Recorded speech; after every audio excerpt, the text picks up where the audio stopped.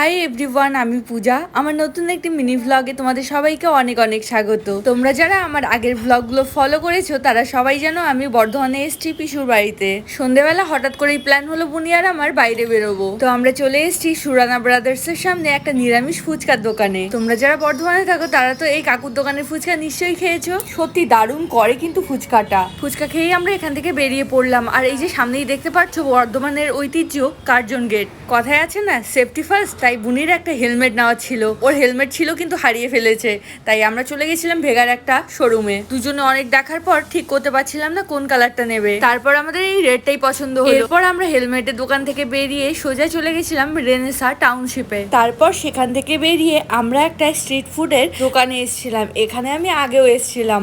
তারপর আমরা এখান থেকে নিয়ে নিলাম চিকেন বাটার ফ্রাই আর সাথে পনির পাসিন্দা। আচ্ছা, এরপর আমরা কিন্তু বাড়ি চলে আসি। ভিডিওটি ভালো লাগলে লাইক আর কমেন্ট করে দিও। বাই।